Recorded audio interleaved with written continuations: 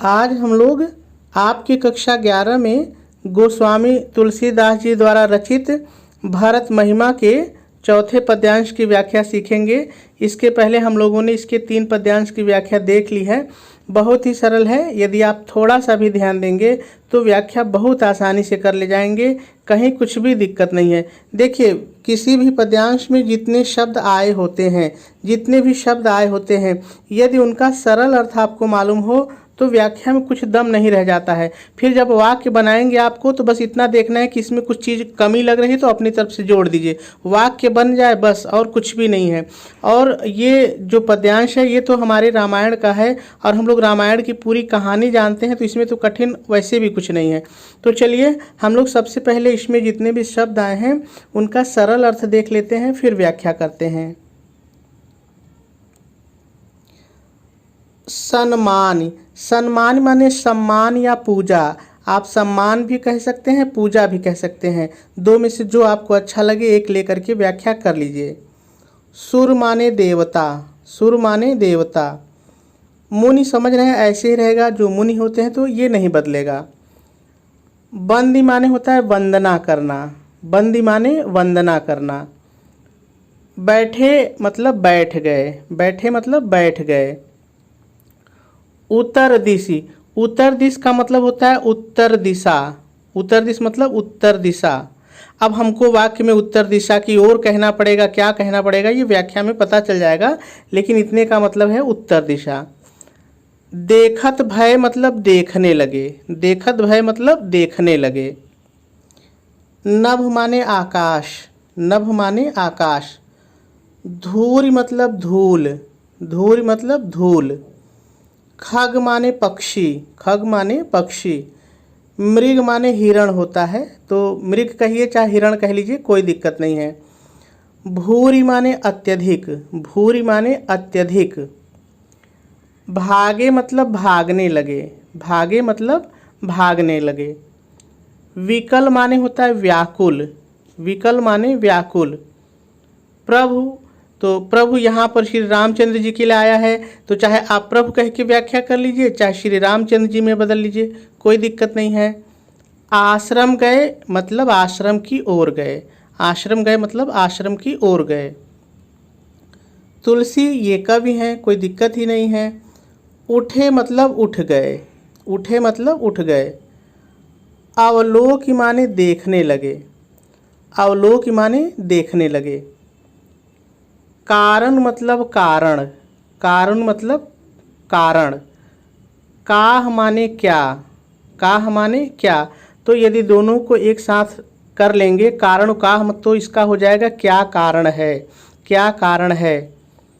चित, देखिए चित का मतलब तो वैसे तो मन या हृदय होता है, ठीक है, लेकिन यहाँ पे चित का मतलब हम लोग सोचना बदल लेंगे। चित का मतलब सोचना या सोच रहे, जैसा वाक्य में बैठेगा वैसा हमको बैठाना पड़ेगा। चित माने सोचना। सचकित मतलब आश्चर्यचकित, सचकित मतलब आश्चर्यचकित। रहे मतलब हो गए, रहे मतलब हो गए। सब समाचार, दोनों सरल है, नहीं बदलना है। किरात कोल्हिन, देखिए ये 2 वनवासी जातियां हैं, इनको बदलना नहीं, ऐसे ही बोलना है किरात और कोल, किरात और कोल, ठीक है, ये जंगल में निवास करने वाली जातियां हैं। आय मतलब आकर, आय मतलब आकर। ते ही मतलब उस या उसी, जैसा वाक्य में बैठे, उस या उसी। अवसर माने समय, अवसर माने समय। कहे माने कहे या बताया, कहा या बताया, कहा या बताया, ठीक है। सुनत मतलब सुनकर, सुनत मतलब सुनकर। सुमंगल माने कल्याणकारी, सुमंगल माने कल्याणकारी। बैन माने बोली या वचन, जो आपको अच्छा लगे एक ले लीजिए, बोली या वचन। मन प्रमोद, देखिए मन प्रमोद का मतलब होता है मन प्रसन्नता से भर गया, मन प्रमोद माने मन प्रसन्नता से भर गया। तन माने शरीर, तन माने शरीर। पुलक भर मतलब पुलकित हो गया या आनंदित हो गया, पुलकित हो गया या आनंदित हो गया, जो आपको अच्छा लगे ले लीजिए। शरद माने शीतकालीन, ठंडी, है ना। शरद माने शीतकालीन। सरोरुह माने कमल, सरोरुह माने कमल। नयन माने नेत्र या आँख, नयन माने नेत्र या आँख। तुलसी कवि हैं, कवि का नाम है, ऐसे ही रहेगा। भरे मतलब भर गए, भरे मतलब माने प्रेम, स्नेह माने प्रेम। और जल माने वैसे पानी होता है, लेकिन यहाँ पे जल का मतलब आंसू है, यहाँ पे जल का मतलब आंसू है। तो अगर एक साथ कर लेंगे, स्नेह जल मतलब प्रेम के आंसू, स्नेह जल मतलब प्रेम के आंसू। ठीक है, तो सभी शब्दों के हम लोगों ने सरल अर्थ देख लिए। अब हम लोग को व्याख्या करनी है, लेकिन व्याख्या से पहले थोड़ा सा हम लोग प्रसंग और संदर्भ लिख लें, क्योंकि प्रसंग और संदर्भ से भी सवाल बनते हैं, प्रश्न पूछे जाते हैं। ठीक है, तो सबसे पहले हम लोग संदर्भ को लिखेंगे। आप संदर्भ हेडिंग डालेंगे और डैश डाल करके लिखेंगे, प्रस्तुत पद्यांश हमारी पाठ्यपुस्तक हिंदी के काव्य खंड में संकलित भरत महिमा शीर्षक से उद्धृत है। पूर्ण विराम लगाएंगे और इसी में और आगे लिखेंगे, इसके रचयिता गोस्वामी तुलसीदास जी हैं, और आपका संदर्भ पूरा हो जाएगा। चलिए अब प्रसंग लिख लेते हैं। आप प्रसंग हेडिंग डालेंगे, डैश डालेंगे और डैश डाल करके लिखेंगे, प्रस्तुत पद्यांश में भरत आगमन से वन्य जीवों में मची व्याकुलता और भरत के आने का समाचार सुनकर श्री रामचंद्र जी की प्रसन्नता का बहुत ही सुंदर वर्णन किया गया है, और आपका प्रसंग पूरा हो जाएगा। देखिए, प्रसंग आप एक पद्यांश में कई तरह से बना सकते हैं। प्रसंग मैंने मान लीजिए कि नीचे की लाइन से प्रसंग बनाया, आप बीच की लाइन से बना सकते हैं, ऊपर की लाइन से बना सकते हैं, तो उसमें कोई दिक्कत नहीं। ठीक है, हमको चीज़ें सीखनी है, रटनी नहीं है। तो प्रसंग क्या होता है कि किसी भी पद्यांश में जो मुख्य बात होती है हम उसको प्रसंग बना लेते हैं। ठीक है, चलिए अब व्याख्या की बात करते हैं। आप व्याख्या हेडिंग डालेंगे, डैश डालेंगे और डैश डाल करके शुरू में पहले थोड़ा सा आपको अपनी तरफ से जोड़ के लिखना है। आप अपनी तरफ से क्या जोड़ करके लिखेंगे, ध्यान से सुनिए। प्रस्तुत पद्यांश में गोस्वामी तुलसीदास जी कहते हैं श्री रामचंद्र जी। अब आ जाइए पद्यांश पर। श्री रामचंद्र जी देवताओं का सम्मान और मुनियों की वंदना करके बैठ गए और उत्तर दिशा की ओर देखने लगे। पूर्ण विराम लगाएंगे और पहले थोड़ा सा अपने से जोड़ेंगे, उसी समय। अपने से जोड़िए, उसी समय आकाश धूल से भर गया, पक्षी और मृग अत्यधिक व्याकुल होकर प्रभु के आश्रम की ओर भागने लगे। पूर्ण विराम लगाएंगे और आगे लिखेंगे, तुलसीदास जी कहते हैं यह सब, अपने जुड़िए, यह सब देख कर श्री रामचंद्र जी, यह भी अपने जुड़िए, श्री रामचंद्र जी उठ गए और आश्चर्यचकित होकर सोचने लगे, इसका, अपने जुड़िए, इसका क्या कारण है। प्रश्नवाचक चिन्ह लगाएंगे और आगे लिखेंगे, उसी समय किरात और कोल आ करके सभी समाचार श्री रामचंद्र जी को, अपने जोड़िए, श्री रामचंद्र जी को बताया। फिर अपने जोड़िए और कहा कि आपके भाई भरत समस्त अयोध्यावासियों और अपनी सेना के साथ आपसे मिलने आ रहे हैं। पूर्ण विराम लगाएंगे और आगे लिखेंगे, इस, अपने जोड़िए, इस कल्याणकारी वचन को सुनकर प्रभु श्री रामचंद्र जी का, अपने जोड़िए, प्रभु श्री रामचंद्र जी का मन प्रसन्न हो गया और उनका शरीर भी पुलकित हो गया। पूर्ण विराम लगाएंगे और आगे लिखेंगे, तुलसीदास जी कहते हैं, शरदकालीन कमल के समान प्रभु श्री रामचंद्र जी की आँखें प्रेम रूपी जल से भर गई।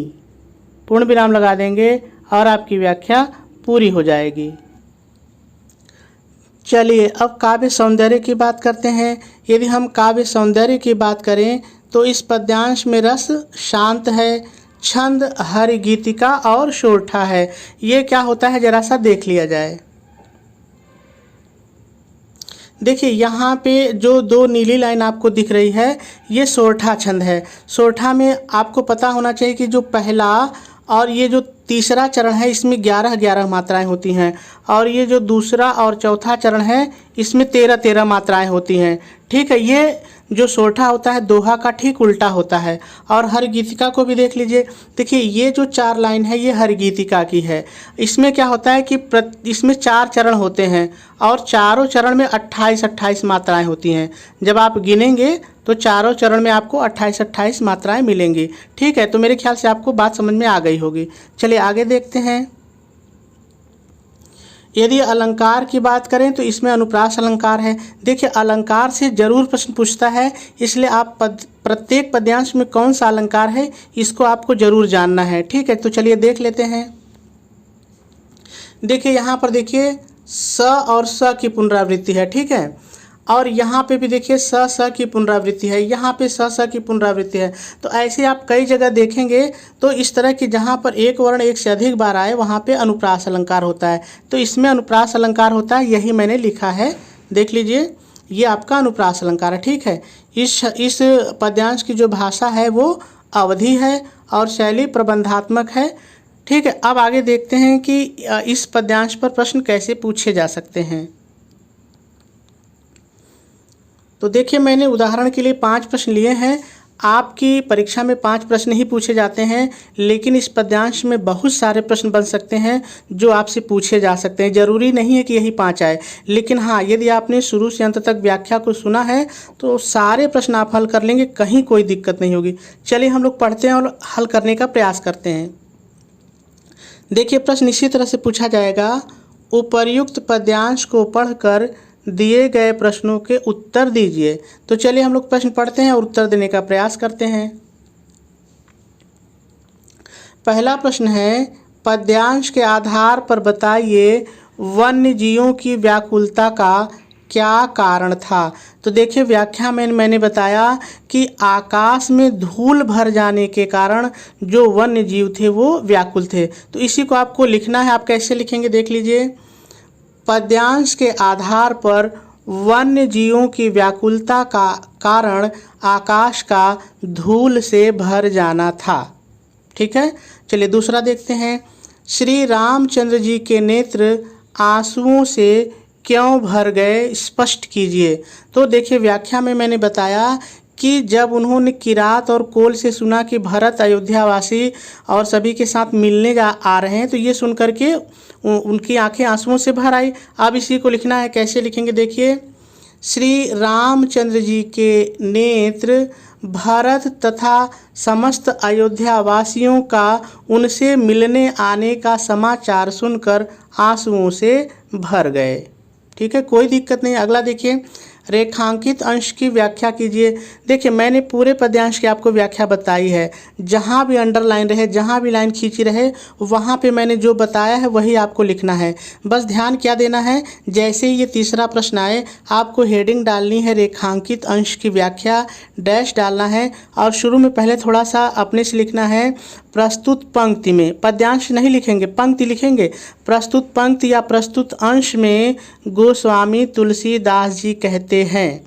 इतना जोड़ने के बाद उस लाइन की व्याख्या आप कर दीजिए। ठीक है, कोई दिक्कत नहीं है। अगला प्रश्न है, प्रस्तुत पद्यांश में कौन सा अलंकार है। तो देखिए मैंने आपको बताया तो अनुप्रास अलंकार है, कोई दिक्कत ही नहीं है। किरात कोलों ने श्री राम को क्या सूचना दी। तो एक तरह से जो है यही वाला प्रश्न है कि किरात और कोलों ने श्री राम को सूचना दी कि आपके भाई भरत अयोध्या वासियों और अपनी सेना के साथ आपसे मिलने आ रहे हैं। तो मेरे ख्याल से बात आपको समझ में आ जानी चाहिए।